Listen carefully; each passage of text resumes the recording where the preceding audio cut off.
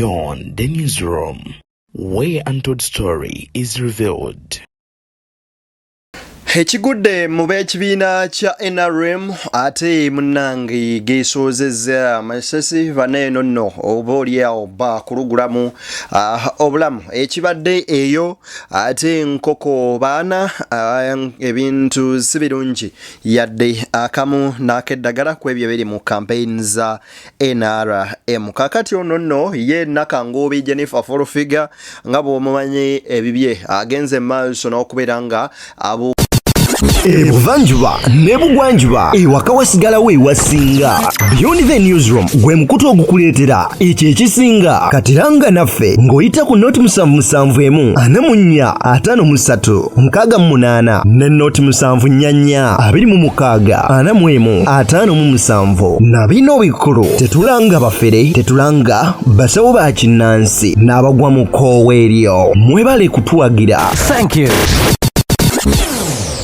Bukira Mengo ajagaza ki ebyo nno byonna mbikuleetedde era nno Museveni huno bongedde mu beera nga bamulopera ababbi abalala sente za PDM zayita mu ngalo. Uno atuuseyo okulaba ku muluka mulamba nga kuliko embuzi 2 ng'emu nkovu bulala nga ya myezi nga 3. Ensimbi za PDM awo nno we zayitira kya buswavu nnyo nnyini ddala. Kabanda Daudi David ebibye ne kasambye eyo tebiwomesa nakabululu. Yenzedde ni Beyond the newsroom gwe mukutu kwoli njagala okusaba n'obuwombeefu obw'ekika ekya waggulu. Video eno gimpere like bw'ogiwa like ejjatambula emisinde mingi etuuke ku buli sekinnomu ate era mu ngeri emu njagala okubeera nga nkusaba gwe ngoberera osobole okubeera nga ate otwegattako ng'osubscribinga ku mukutu guno osobole okufuna amawulire gonna g'oba weetaaze okuba nga omanya. Awo wennyini nkujjukiza nti omukutu ogumanyikiddwa ng'ogwa Deni exclusive twagutandiseewo era ojja kubeera ng'oyitayo ate ofune ekisinga ku ekyo. Ko naawo wansi mu comment section olabewo ko link ogitapingemu ogende osobole okubeera nga osubscribinga ate munange tuwezezaayo basubscriber 2 sofa mugende maaso n'okuba nga musubscribinga together we can make it happen. Awo wennyini munzikirize tutandikire wano olunaku olwaleero. Omanyi bwe tuba tutandika video zaffe ku BTN Media Beyond the newsroom ekimu ku ebyo bye tusinga okubeera nga tukola kwe kubeera nga tukuwa kanich katini nnyo bwe kati. Wabula njagala nkuwe video eno ya musajja mukulu Magogo kabenga akagula lujiiko olunaku olwaleero. Sooka owuliriza statements zino before you judge. Wuliriza. Aba basambi mukyani basamba biki? What did they play? When you demand for money, what have you put on table? They went there and played shit football. And then they come back, okay. Mubanja chimwakola ki? Abasambi ba Uganda munange n'okulaba abamu nga ku national team tebakyayagala kujja. Omusango gwa kubanja nsimbi. Kyokka omukulu waffe w'ekibiina ekitwala omupiira yabagamba nti mmwe mbasasule tubasasula sente zaki when you're playing shit football. Omupiira gwe musamba kasasiro mwerere mwagera mkyeni mpawuna kimu kye mwakola. Bino nno bikwasa ennaku ono n'atamumanyi yebba w'omukyala speaker wa parliament Anita Among Moses Magogo. Oba mwagala mbajjukize nti tiketi za World Cup ze bawa Uganda zawete koona lino ne liri era ono y'omu ku abo abantu ensi ezimu ze baateekako kenvumbo bwe bati nga ne FIFA yali emusibyeko konemuga mukulu wano tolina sukkawo wano ne wana. Naye tuli mu mbeera nga bannabitone mu ggwanga lino babonaabona nga mpawuna kamu ke bafuna. N'abaana bali ku national team bw'otunuulira abazannya bali wabweru w'eggwanga ku mawanga gaabwe engeri gye baba treatingamu ekyamazima matuufu kikwasa ennaku okulaba ng'owaffe bino nno byakola. Kyokka ye yeffa president bw'omubuuza gwe nga gwe Magogo omupiira ogukoleddewo ki ekyamazima amatuufu oyinza obutakiraba. Ndowooza twakoma olaba ku FUFA ekola obulungi ku mulembe gw'omusajja amanyikiddwa nga Dr. Lawrence Mulindwa owa St. Mary's Kitende ne Club Vipers.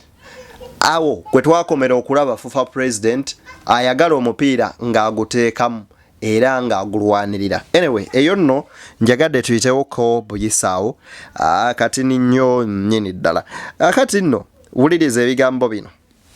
Nti Bobi Wine ne banne ebintu ebaliko byakubasuula mu ntata era abavubuka nze ngenda boda ku boda ne mbagamba temuteekawo emigongo gyammwe nga babalimba nti muyinza okukyusa gavumenti.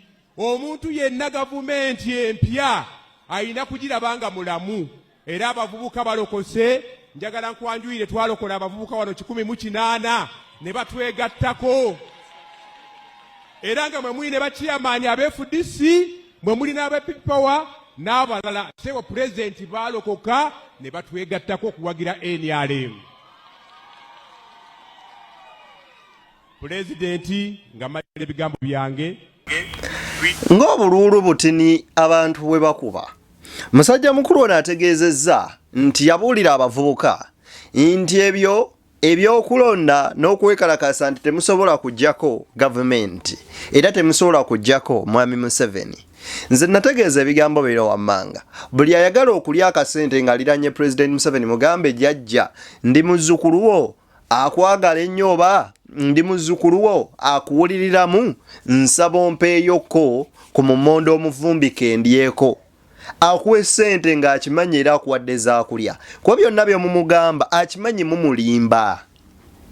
Gwe bw'omugamba nti you're the most loved mu region eno enkya ne bamuwerekera ate ne babba ne bakuba abantu, golowooza agenda kutwala ki? The same story ne mumuwaana ate enkya nti sente z'engoma muzeeyi sente ze watuwadde gundi yazibbye immwe mwennyini ate era ne bavaayo nti okukuwerekera batuwadde mutwalo tujje tukuwerekere kati aba ebivuddemu.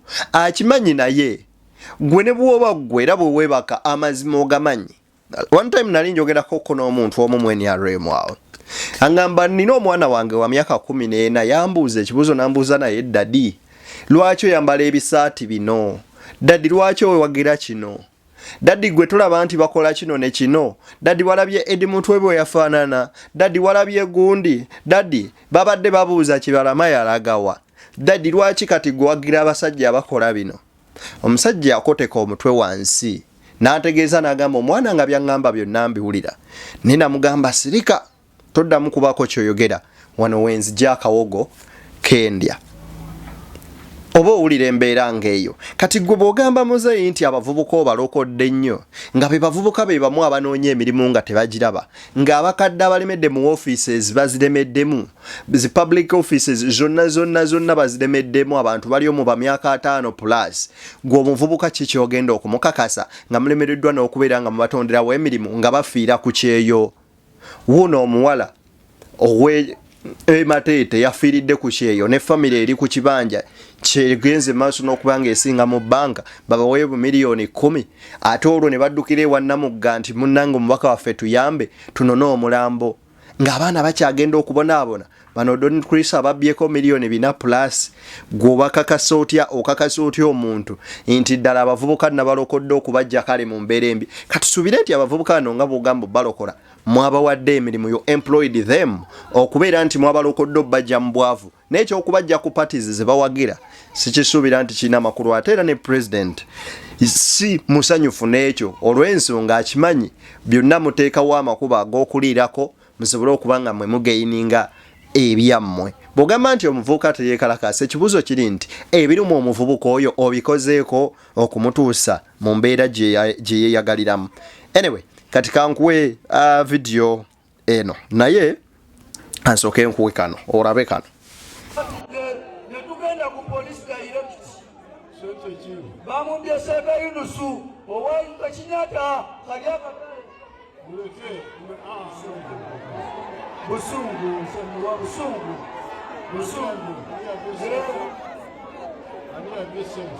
ebasa zeze watu wadde bamwida seka yunusu omukatale wali ku Kinyata market yaze mukatale kawekembe owayimiridde gye wakoze stop over batukwatiddeko sente zaffe ez'abagoma zewagabye ejjo webale nnyo basitudde amida seka yunusu kabaya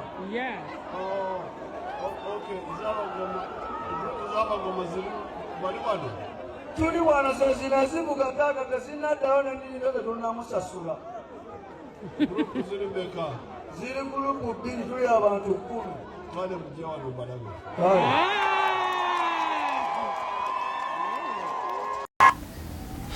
omuvubuka ono yakozesezza obuvumu obw'ekika ekyawaggulu ng'aweereddwa akazindaalo okujja akakase era ategeeze president amugambe nti president bali eri munnange abakutte ku ssente zaffe ez'abagoma baatubbye ssente n'azitwala. Nakangubi Jennifer fuulu naye omukazi ono najja akubirira omuvubuka aleme kwogera. Omuvubuka n'amutegeeza nti buno busungu ng'amugamba kimundeka asobole okubeera nga omuvubuka oyo oba oli awo ajjayokko ako. Era bw'atyo Mwami Museveni n'amugamba nti akati mujje mbawe.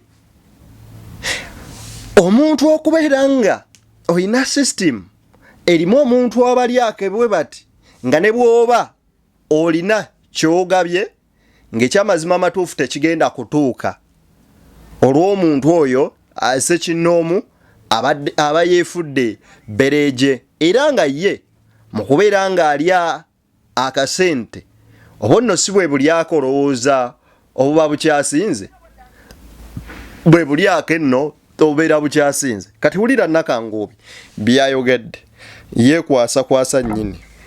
Ntamu bavude gye ne bagombe nga Jennifer abadde olemesa abaana b'engoma ze nabaleese nze nabataddeyo nze wa ghetto era obodda nze abasitula nga mbabuusa nga mbateeka wali mwe mwonoonye abaana kye mbagamba mmwe Abaganda mu Central Region okulaba omwana omuto ng'ofunye omukisa okwogerana His Excellency Fount of Honor Father of the Nation n'obeera ng'oleekana bulekanyo uba emikono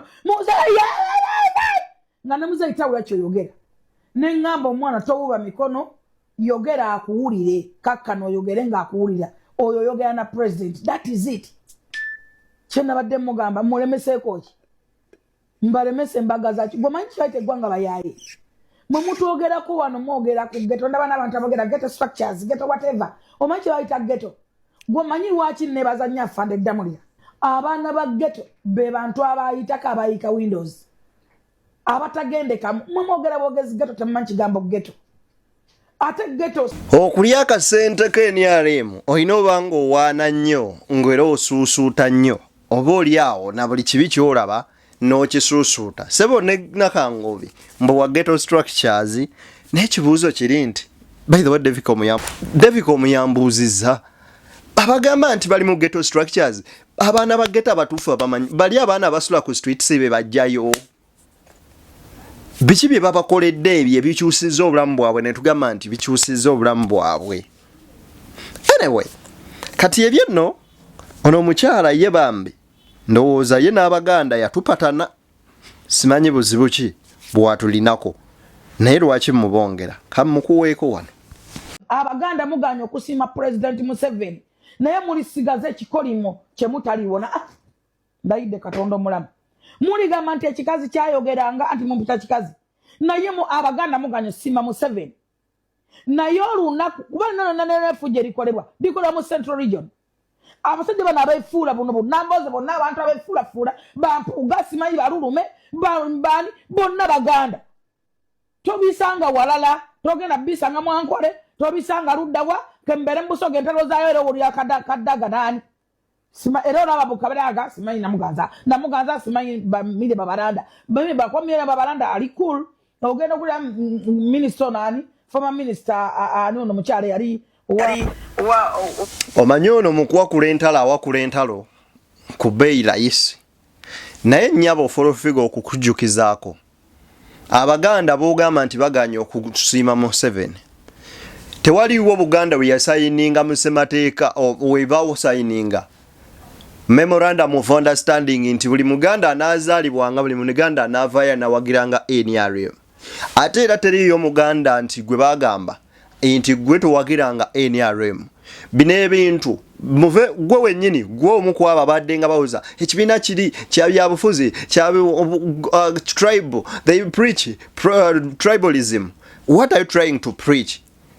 Owoza obo bunamboze bani you're preaching tribalism.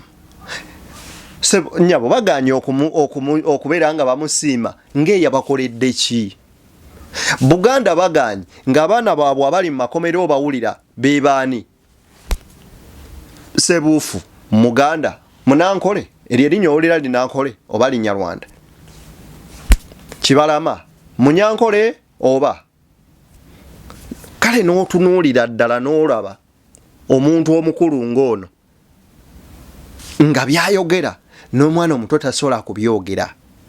Presidential advisor aba ku ddaala eri taking a step per step ku biki ebiba bisobola okubeera nga omukulembeze olina otunuulira noya president kino ne kino posaana kitunamu boti ne boti kyandibadde bwe kiti singa tukola bwe tuti ne tusitula abavubuka okweza Buganda eno twandikoze bwe tuti ye baffe Buganda ekyabanja n'ebyayo ne mayira akenda ekyazibanje ekyani atakimanyi mwaligiwa kati ebintu ebyefaananyirizaako bwe bityo. Never give time to such a kind of a person like full figure. Wamaka nkutwale wano. Ekiri eno ewa Kabanda anti beekuba amasasi wuliriza ebibadde mu lutuula lwabwe. Because at every place you can call one of his assistants, I don't know whether assistants or supporter called in Sereko. Each place he would plant these Mongolians. The ones he brought from Kawempe. Each venue that we are going to be in, they were Mongolians. Ready to burn my vehicles, as he said in the meeting. Because he said it in the meeting. So when we passed Chentulege, we went to Chentulege headquarters. When we went to Chentulege headquarters, we are now moving towards the sub-county headquarters of Nabingola. We found many people. When we found many people, because I saw him lying that I touched his car, that he has the video. I went to the kitchen. Me, I am not that level, my brother, of what you do. Going to get fire to touch. Me, Kabanda. God will punish you, by the way. When we reached there, we had somebody shouting, I am part of you, don't kill me. Now, I suspected, I thought, my people now had been attacked again. You can imagine the incident, the other one happened 5 kilometers away. 5 kilometers. But what they did, they kept on following us. After the other one, they kept on following us. Now, when his goons saw the vehicles, the last 2 vehicles behind me, they attacked his own. Nsereko surrendered. He said, no, I am part of you. The goons asked him, how can you be part of us when you are following them? They beat him. Now, when we came, the OC Nabingola had also just come. Now they burnt the vehicles thinking they were mine. What you wished me happened to you. Yes.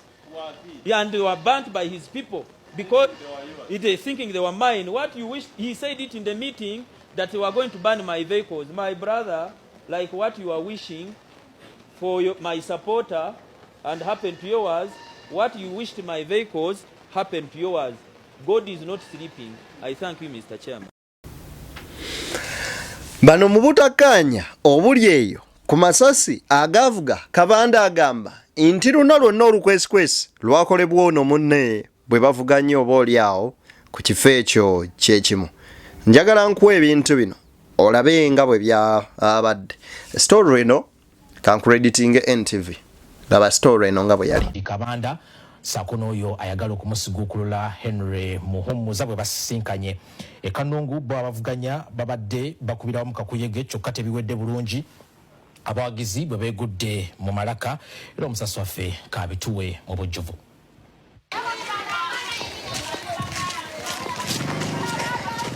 Wetutuukidde ku kyalo Kiteera nga tubaguliziddwako okubigenda mu maaso tusanze waliwo mmotoka ezituntumuka omuliro.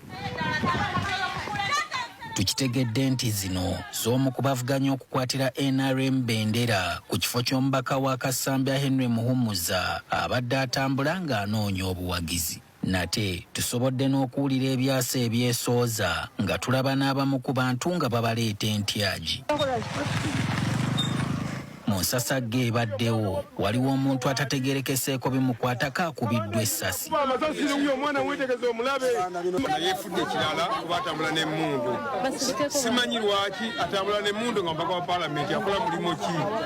Gavumenti yagamba nti batambulanga na mmundu naye buli watambula atambula n'emmundu kati yakuwona amasasi ku kyapa katona atutte fera tuwonye buwonyi. Tutuukaawo gurupu y'abantu n'eva eri emabega kyejje eddirira emmoloka zeebadde ekubye ne batandika nga bakuba bukubi.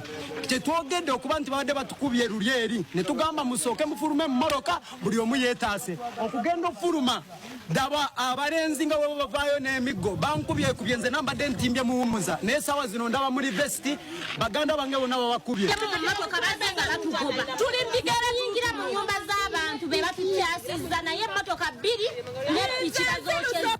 Henry Muhumuza atubuulidde nti ku Lwokutaano oluwedde RDC w'ekitundu yayita abavuganya mu NRM okuteesa buta bwe bagenda okutambuza kampeyini wabula ye yekka ye yalabikako nga banne baagaana. Zigamba nti ffenna beesimbye mu kasambya tulina okutambula wamu naye bwe baatuyita Kabanda yagaana okujja n'ettiimu ye. Tyono yayandi ebyo bye byaliyo ne Kabanda byayogera mubiwulidde gwe wamolooza kiriwa ki ekituufu. Nze naawe tuli ku Beyond the Newsroom kwagaliza byonjagaliza olaba kiri ku NRM kati ku byamu akafaananyi 2026 agenda faanana atya tusinkaneyo.